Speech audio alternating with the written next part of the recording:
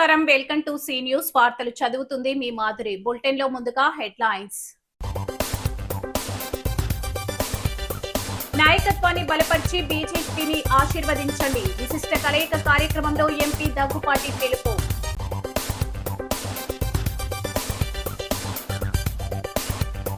ఆక్రమణల తొలగింపుకు special drive. నగరంలో రహదారుల విస్తరణకు రంగం సిద్ధం. రప్ప రప్ప అంటే రాష్ట్రంలో ఆటలు సాగనివ్వం. వైసీపీ శ్రేణులకు ఎమ్మెల్యే గోరంట్ల హెచ్చరిక.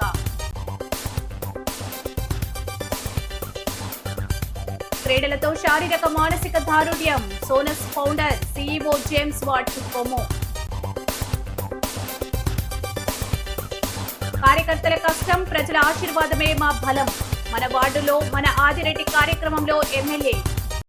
ప్రధాని నరేంద్ర మోదీ 12 సంవత్సరాల పాలన పూర్తి చేసుకున్న సందర్భంగా నిర్వహిస్తున్న కార్యక్రమంలో భాగంగా విశిష్ట కలయిక పేరుతో రాజమహేంద్రవరం ఎంపీ దగ్గుబాటి పురంధేశ్వరి శనివారం స్థానిక గోదావరి రైల్వే స్టేషన్ వద్ద ఆటో యూనియన్ నాయకులు, డ్రైవర్లతో సమావేశం నిర్వహించారు.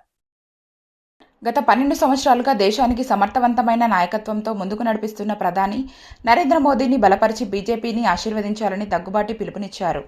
దేశంలో అన్ని వర్గాల ప్రజల సంక్షేమాన్ని దృష్టిలో పెట్టుకుని ఎన్నో మంచి పథకాలను అమలు చేస్తున్నారని, దాని ద్వారా పేద, మధ్యతరగతి కుటుంబాలకు ఎంతో లబ్ధి చేకూరుతుందన్నారు.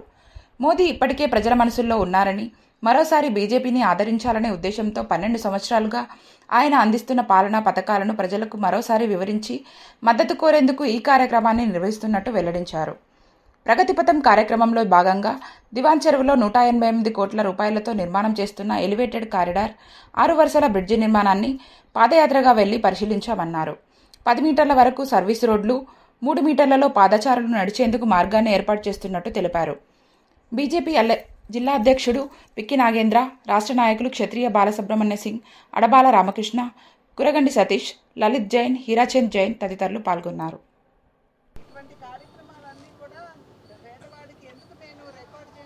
ఈరోజు నరేంద్ర మోడీ గారు 12 సంవత్సరాల పాలన పూర్తి చేసుకున్నటువంటి సందర్భంలో అత్యధిక కాలం వారు తన సేవల్ని దేశానికి అందించినటువంటి నేపథ్యంలో వారు చేసినటువంటి మంచి పనులన్నీ కూడా లబ్ధిదారులు ఎవరైతే ఉన్నారో ఒక్కసారి వారితో చర్చిస్తూ వారికి తెలియజేస్తూ మళ్ళీ ఒక్కసారి గుర్తు చేద్దాం అనేటువంటి ఆలోచనతోటి ఇవాళ వీరి దగ్గరికి ఆటో డ్రైవర్స్ యూనియన్ ఏదైతే ఉందో వారి దగ్గరికి రావటం జరిగింది.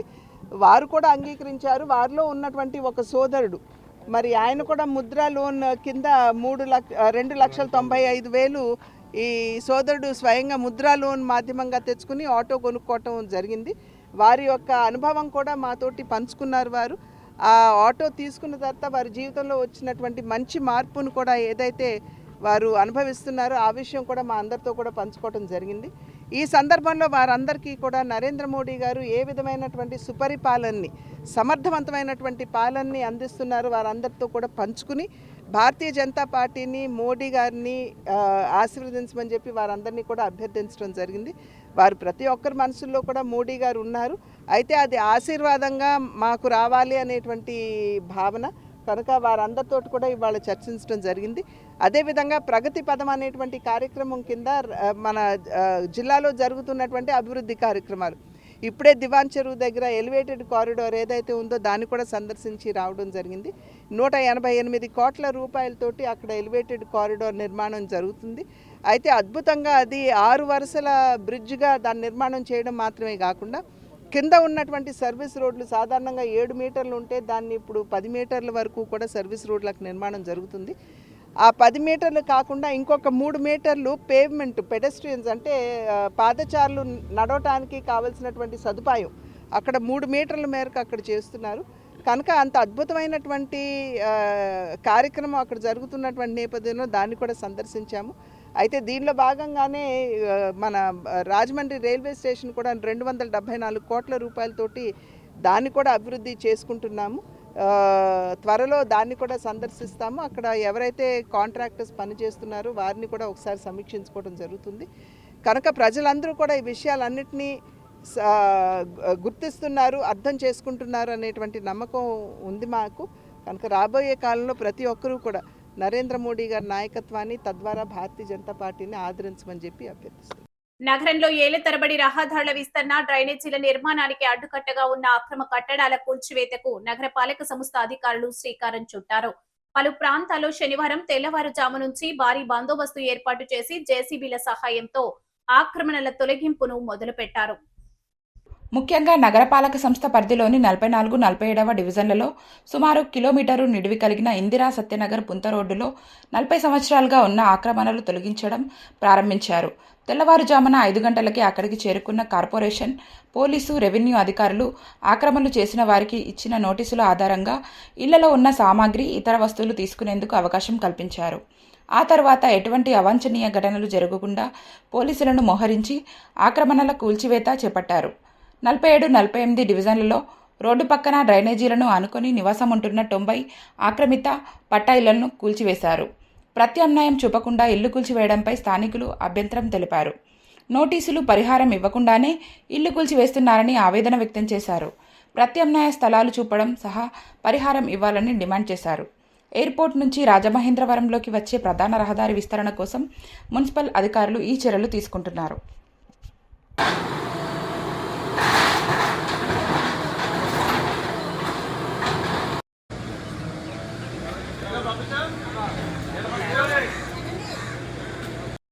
గత 2 ఏళ్లుగా అభివృద్ధి సంక్షేమాన్ని 2 కళ్లుగా ముందుకు నడిపిస్తున్న కూటమికి వ్యతిరేకంగా నిరసనలు చేయించే అర్హత మాజీ ముఖ్యమంత్రి జగన్ కు లేదని తెలుగుదేశం పార్టీ పొలిట్ బ్యూరో సభ్యులు, రాజమహేంద్రవరం రూరల్ శాసనసభ్యులు గోరంట్ల బుచ్చయ్య చౌదరి ఆగ్రహం వ్యక్తం చేశారు. స్థానిక గాంధీపురంలో ఉన్న ఆయన నివాసంలో శనివారం గోరంట్ల మీడియాతో మాట్లాడుతూ 5 ఏళ్లలో రాష్ట్రాన్ని జగన్ సర్వనాశనం చేశారని, మద్యం కుంభకోణం సహా బయటపడుతున్న అన్ని స్కాముల్లోనూ అంతిమ లబ్ధిదారు జగనే అన్నట్టుగా ఆధారాలు లభిస్తున్నాయన్నారు. జగన్ మెంటలెక్కి పిచ్చిగా మాట్లాడుతున్నారని, ఫారిన్ పంపి లండన్ ట్రీట్మెంట్ ఇవ్వాల్సిందేనని ఎద్దేవా చేశారు. రాజధానిపై మావిగన్ అంటూ జగన్ పిచ్చి మాటలు మాట్లాడుతున్నారని ధ్వజమెత్తారు. ప్రజాస్వామ్యంలో ఉండే అర్హత వైసీపీకి లేదని, అందుకే 151 సీట్లు ఇచ్చిన ప్రజలు గత 5 ఏళ్లలో చేసిన విధ్వంసాన్ని చూసి ఆ పార్టీని 11 సీట్లకు పరిమితం చేశారన్నారు. రాజమహేంద్రవరం కార్పొరేషన్ పనితీరు మెరుగుపడాల్సిన అవసరం ఉందని, గోదావరి పుష్కరాల నేపథ్యంలో ఆక్రమణలు తొలగించాల్సి ఉందన్నారు. అనంతరం 20 మంది లబ్ధిదారులకు 9,54,000 విలువైన సీఎం సహాయనిధి చెక్కులను పంపిణీ చేశారు.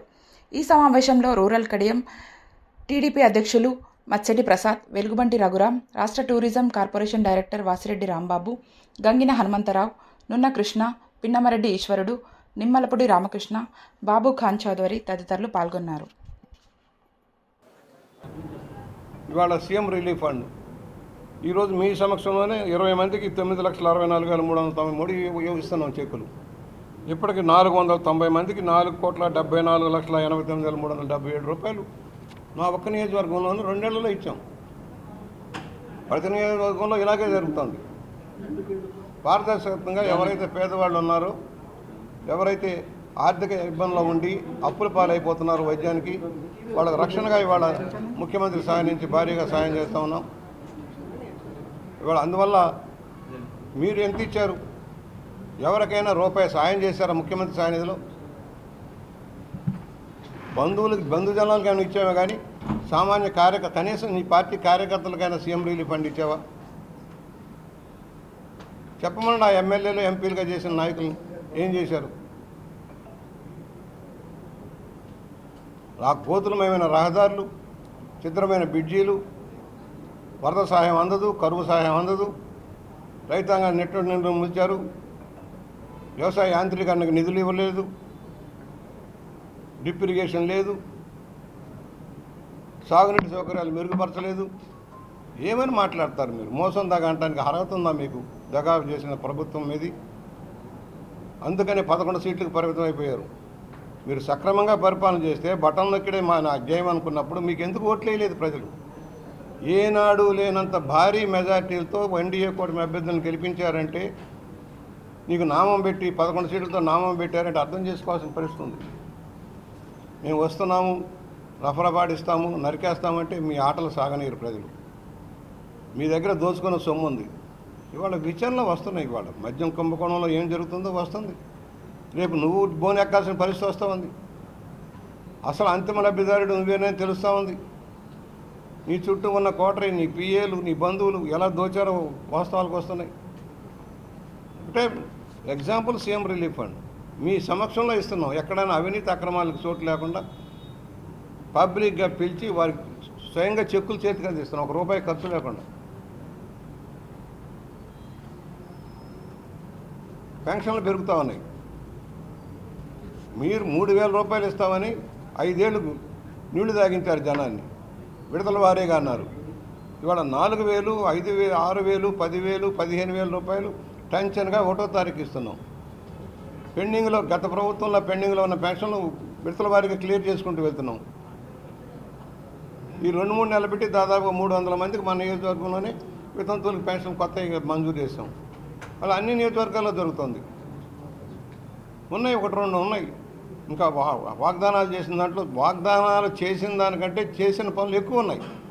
తూర్పు గోదావరి జిల్లా ఎస్పీ కార్యాలయంలో క్రీడా మైదానంలో జరిగే Sonus corporate cricket league 2026 tournament ట్రోఫీని సోనస్ సాఫ్ట్వేర్ సొల్యూషన్ సంస్థ వ్యవస్థాపకులు ముఖ్య కార్యనిర్వహణాధికారి జేమ్స్ వాట్ కొమ్ము ఆవిష్కరించారు.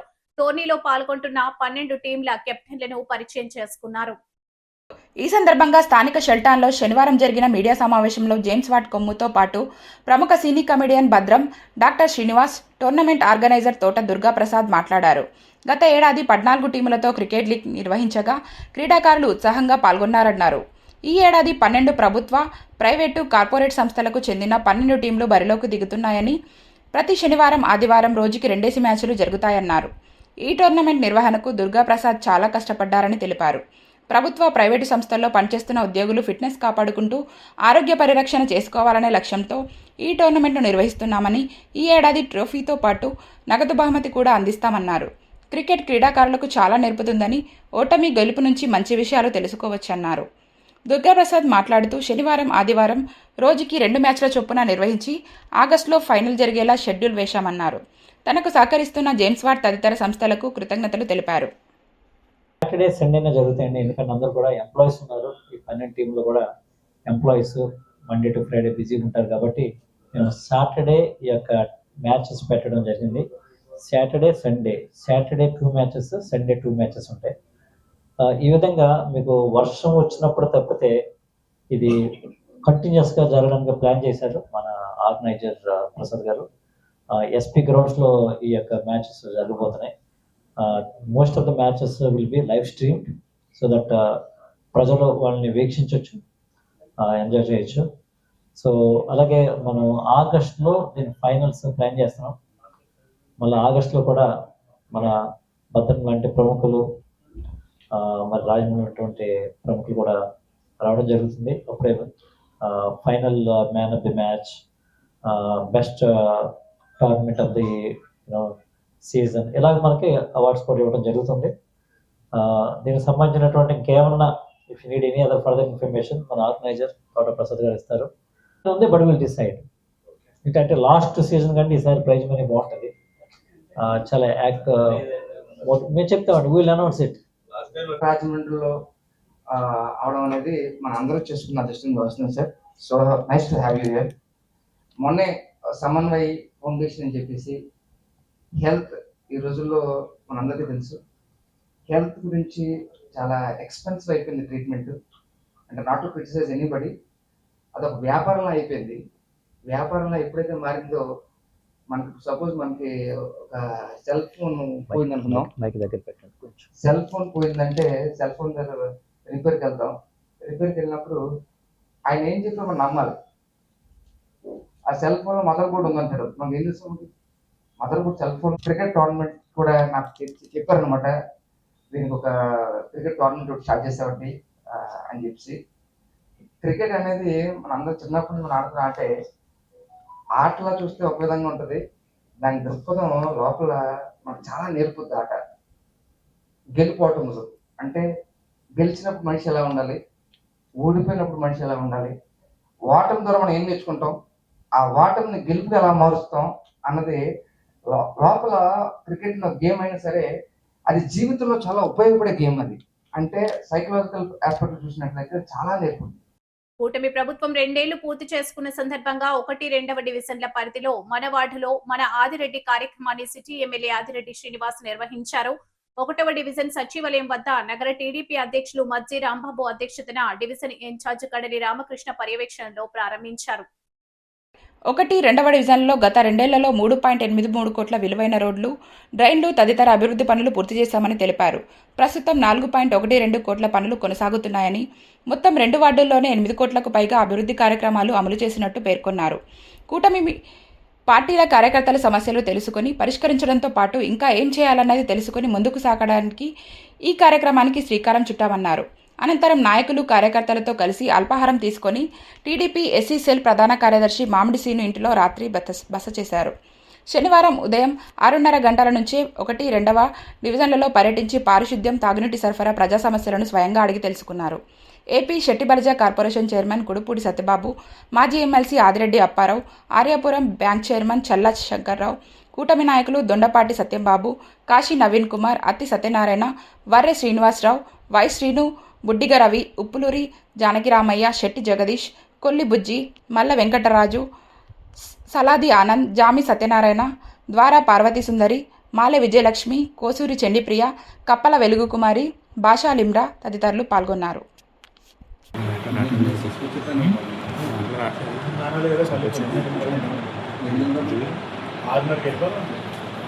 ఆదిరెడ్డి అన్న ఒక కార్యక్రమంతో ఈ రోజున ఏదైతే 2 సంవత్సరాలు పూర్తి చేసుకున్న సందర్భంగా ప్రజల్లోకి కార్యక్రమాన్ని తీసుకెళ్ళడం జరుగుతూ ఉంది. ముందుగా తెలుగుదేశం, బీజేపీ, జనసేన నాయకుల్ని కానీ కార్యకర్తలను కానీ అందరినీ కూడా ఆహ్వానించడం, ఏదైతే ప్రాంతాన్ని ఎంచుకున్నామో అక్కడ ఉన్న నాయకులను ఆహ్వానించడం, అధికారుల యొక్క సమక్షంలో వారి ప్రాంతంలో గత 2 సంవత్సరాలుగా జరిగిన అభివృద్ధి కార్యక్రమాలు, సంక్షేమ కార్యక్రమాలు వివరించిన పిమ్మట అధికారులకి స్పష్టంగా తెలియచేసేది ఒకటే: ఈరోజు ఈ ప్రభుత్వం, ఈ అధికారం కార్యకర్తల యొక్క కృషి, నాయకుల యొక్క శ్రమ. శాసనసభ్యుని గౌరవిస్తే సరిపోదు. ఈ జెండా మోస్తున్న తెలుగుదేశం, బీజేపీ, జనసేన నాయకులు కానీ కార్యకర్తలను కూడా గౌరవించాలి. ప్రజా సమస్యలు తీసుకొస్తున్నప్పుడు స్పందించాలి. ఆ సమస్యల్ని పరిష్కరించడానికి అధికారులు కృషి చేయాలి. ఇది అధికారులకి స్పష్టంగా తెలియచేసే కార్యక్రమం. ఈ కార్యక్రమం స్పష్టత తెలియజేసిన తర్వాత రెండవది కార్యకర్తలతో ముఖాముఖి. తెలుగుదేశం, బీజేపీ, జనసేన నాయకులు కార్యకర్తలు కూర్చోవడం, మేము ఏదైతే ప్రాతినిధ్యం వహిస్తున్న వార్డులు, ఈరోజు ఈ కార్యక్రమం ప్రాతినిధ్యం వహిస్తున్న వార్డులు, అక్కడ మన ఈ 2 సంవత్సరాల్లో నాయకత్వాన్ని గుర్తించి మనం ప్రభుత్వ పరంగా వాళ్ళని గౌరవించిన వారు ఎంతమంది ఉన్నారు, ఇంకా గౌరవించాల్సిన వాళ్ళు ఎంతమంది, వారు కూడా ఎవరన్నది కూడా గుర్తించి తెలుగుదేశం, బీజేపీ, జనసేన కలయిక మరింత బలోపేతం చేసే విధంగా క్షేత్రస్థాయిలో కృషి చేసే కార్యక్రమం. రెండవది కార్యకర్తలతో ముఖాముఖి. మూడవది ఈ 2 వార్డుల్లోని అనేక మంది కష్టపడ్డారు. ఎవరు ఎక్కువ ఎవరు తక్కువ అని కాదు, కానీ కొన్ని కారణాలు, పరిస్థితుల దృష్ట్యా పెట్టుకున్న మీటింగ్ ప్రాంతం బట్టి ఇక్కడే నగర SC cell general secretary Srinivas గారు ఒక ఇంటిలో రాత్రి బస వేయాలని, ఆయన ఇంట్లో నిద్రించాలని ఇక్కడ ఉన్న నాయకులు, క్లస్టర్ ఇన్ఛార్జీలు, యూనిట్ ఇన్ఛార్జీలు నిర్ణయించడం, వాళ్ళు నిర్ణయించిన నిర్ణయాన్ని గౌరవించి కార్యకర్తలతోటి సమావేశం అయిన తర్వాత అందరం కలిపి డిన్నర్ చేసి నేను వాళ్ళ ఇంట్లో నిద్రించి ఉదయాన్నే మళ్ళా 6:30 కల్లా ఈ 2 వార్డుల్లోని శానిటేషన్ ఏ విధంగా ఉంది, నీటి సరఫరా ఏ విధంగా ఉంది, ప్రజలతోటి మళ్ళా చర్చించి 1 గంట సేపు వార్డులో తిరగడం కూడా జరుగుతూ ఉంటుంది. ఉదయం మొదటి రోజు కూడా ఈ 2 సంవత్సరాలు కూటమి ప్రభుత్వం పూర్తి చేసుకున్న రోజుని ఎంచుకొని శ్రీకారం చుట్టడం జరిగింది. మంచి స్పందన. ప్రతి ఒక్కరు అంటా ఉన్నారు, ఇది అర్బన్ ప్రాంతంలో నిద్రించడం అన్నది ఏనాడు లేదు. మంచి ఆలోచనతోటి వస్తూ ఉన్నారు. కార్యకర్తలతో కూర్చోవడం అన్నది మరింత మంచి ఆలోచన. ఆ కార్యకర్తలు 3 పార్టీ వాళ్ళని కూడా ఎంచుకోవడం అన్నది ఈ కూటమికి మరింత మేలు చేసే నిర్ణయం అని అందరూ కూడా చెప్తా ఉన్నారు. వారి యొక్క అభిప్రాయాన్ని కూడా విన్న తర్వాత చాలా ఆనందం కలుగుతూ ఉంది. అలాగే పాంప్లెట్ కూడా వేసాం. 2 సంవత్సరాలు ఏం సాధించాం, ఈ 2 సంవత్సరాలు ఏ విధంగా కృషి చేశాం. రాజమహేంద్రవరం నగరానికి చెందిన ప్రముఖ క్రికెట్ అభిమాని కెన్యా క్రికెట్ సెలక్షన్ కమిటీ మాజీ చైర్మన్ కవిపురపు వెంకట ఉషా కిరణ్ తో కెన్యా కిరణ్ కు పలువురు ఘనంగా నివాళులు అర్పించారు. రామాలయం జంక్షన్ సమీపంలో ఉన్న ఆయన సోదరుడు కవిపురపు శ్రీనివాస్ బిఎస్ఎన్ఎల్ వాసు నివాసం వద్ద సంతాప సభ జరిగింది. గత కొంతకాలంగా అనారోగ్యంతో బాధపడుతున్న ఆయన ఈ నెల 14న కెన్యాలో తుదిశ్వాస విడువగా నైరోబీలో జరిగిన అంత్యక్రియలు నిర్వహించారు. రాజమండ్రి నగరానికి చెందిన ఆయనకు ఇక్కడ బంధువర్గం సన్నిహితులు ఎక్కువగా ఉన్నారు. ఈ నేపథ్యంలో కార్యక్రమానికి ఆయన సోదరుడు కవివరపు శ్రీనివాస్ బిఎస్ఎన్ఎల్ వాసు నివాసం వద్ద మాజీ కార్పొరేటర్లు Kanchumarthi Chanti, Gorrela Suresh, Girajala Babu, Chandraraju, Phani, K Ramakrishna, G Nanaji, Narapareddy Siddhu, MBV Satish, G Ganesh, K Ramakrishna, Veerababu, Moses, Katta Chinni, G Krishna, KV Reddy, P Krishna Kittu, Yugandhar Nanduri, Surya Nanduri, Akula Shyam, Tarun, Vanka Bhaskar, Nidadavolu Sagar, Peddababu, పలువురు బిల్డర్లు ఆయన చిత్రపటానికి పుష్పాంజలి ఘటించారు. ఆయనతో తమకు ఉన్న అనుబంధాన్ని గుర్తు చేసుకున్నారు. ఈ నెల 14వ తేదీ ఆదివారం మోరంపూడి బార్లపూడి గార్డెన్స్లో పెద్ద కార్యం నిర్వహిస్తున్నట్టు బిఎస్ఎన్ఎల్ వాసు తెలిపారు.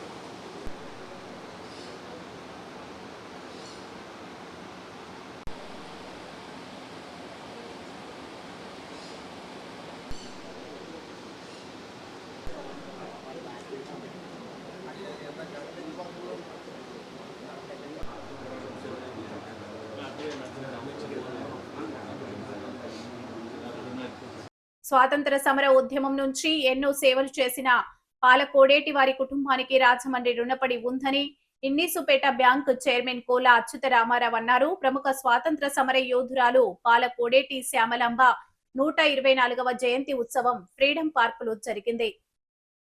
ఈ సందర్భంగా ఆమె విగ్రహానికి పూలమాల వేసి మజ్జిగ వితరణ నిర్వహించారు. పాలకోడేటి శ్యామలాంబ పేరిట బీజేపీ నాయకురాలు వ్యవసాయ మార్కెట్ కమిటీ డైరెక్టర్ పన్నాల సంతోషికి స్మారక సేవా పురస్కారం అందించారు. ముఖ్య అతిథిగా పాల్గొన్న అచ్యుతరామారావు మాట్లాడుతూ కోట్లాది రూపాయల లావాదేవీలు నడుస్తున్న ఇన్నీసుపేట కోఆపరేటివ్ బ్యాంకు వ్యవస్థాపకులు పాలకోడేటి కుటుంబమేనని అన్నారు. శ్యామలాంబ భర్త ఇరువురు కూడా ఒకేసారి రాజమండ్రి పురసభ్యులుగా పనిచేసిన ఘనత ఉందన్నారు. రాష్ట్ర బ్రాహ్మణ సమైక్య ప్రధాన కార్యదర్శి కె సూర్యకుమారి, నగర బ్రాహ్మణ సంఘం అధ్యక్షులు దుర్వాసుల సత్యనారాయణ, సమితి పూర్వాధ్యక్షులు దేశిరెడ్డి బలరామనాయుడు, నగర బ్రాహ్మణ సంఘ కార్యదర్శి నిరమర్తి వెంకట్, కొండూరు రాజేశ్వరి, జిల్లా నందనవనం జయకృష్ణ, పాలకోడేటి వారి మునిమనవడు పాలకోడేటి శివేంద్ర, సమితి సభ్యులు గూదె నరేష్, రాజమండ్రి సత్యనారాయణ దేవాలయం డైరెక్టర్ భాగవతి శిరీష, బమిడిపల్లి బాబు, గుడిపూడి సునీల్ గౌతమ్ తదితరులు పాల్గొన్నారు. సమితి పూర్వాధ్యక్షులు మాదిరాజు శ్రీనివాస్ సభను నిర్వహించారు. ఈ సందర్భంగా పన్నాల సంతోషి కృతజ్ఞతలు తెలిపారు. అదే విధంగా ఇక్కడ ఉన్న స్వతంత్ర సమయంలో ఉన్నటువంటి 12 విగ్రహాలకి కూడా ప్రతి ఏటా వారికి పురస్కారాలను చేస్తూ అనేక రకాలుగా కష్టపడుతూ ఓటర్ జాబితా ప్రత్యేక సమగ్ర పరిశీలన కార్యక్రమంలో భాగంగా కొవ్వూరు నియోజకవర్గంలోని 49వ పోలింగ్ స్టేషన్ పరిధిలోని అరికిరేవుల గ్రామంలో బిఎల్ఓలు నిర్వహిస్తున్న ధృవీకరణ ప్రక్రియను జిల్లా కలెక్టర్ కీర్తి చేకూరి క్షేత్రస్థాయిలో స్వయంగా పరిశీలించారు. ఈ సందర్భంగా బిఎల్ఓలు నిర్వహిస్తున్న ఇంటింటి సర్వే, ఓటర్ల వివరాల ధృవీకరణ ప్రక్రియ గురించి కలెక్టర్ కీర్తి చేకూరి అడిగి తెలుసుకున్నారు. ప్రత్యేక సమగ్ర పరిశీలన కార్యక్రమం ప్రాధాన్యతను వివరించిన కలెక్టర్ ఎన్నికల సంఘం మార్గదర్శకాలను ఖచ్చితంగా పాటిస్తూ పారదర్శకంగా ప్రక్రియను నిర్వహించాలని సూచించారు.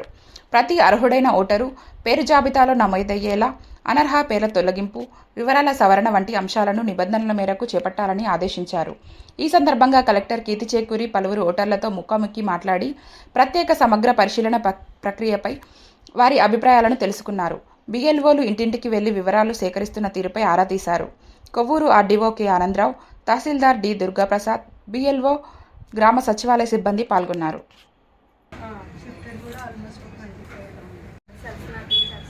ఓకే 40 ఇయర్స్ అబౌవ్ అయితే సెల్ఫ్ చేస్తున్నారు ఎందుకంటే అప్పుడు కూడా ఉంటారు 18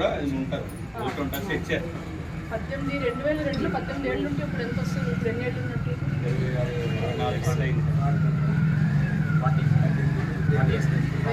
18 ప్లస్ 24 42 ఏళ్ళు 40 ఇయర్స్ అబౌవ్ 42 ఇయర్స్ అబౌవ్ అయితే మీరు బులెటిన్ ముగించే ముందు హెడ్లైన్స్ మరోసారి. నాయకత్వాన్ని బలపరిచి బీజేపీని ఆశీర్వదించండి. విశిష్ట కలయిక కార్యక్రమంలో ఎంపీ దగ్గుపాటి పిలుపు.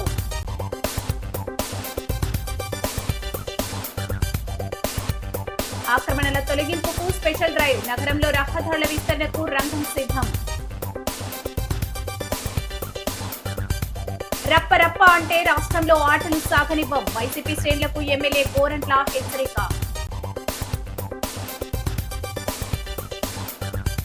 క్రీడలతో శారీరక మానసిక దారుఢ్యం. సోనస్ ఫౌండర్ సీఈఓ జేమ్స్ వాట్ కొమో. కార్యకర్తల కష్టం, ప్రజల ఆశీర్వాదమే మా బలం. మన వార్డులో మన ఆదిరెడ్డి కార్యక్రమంలో ఎమ్మెల్యే. ఈ వార్తలు ఇంతటితో సమాప్తం. నమస్కారం.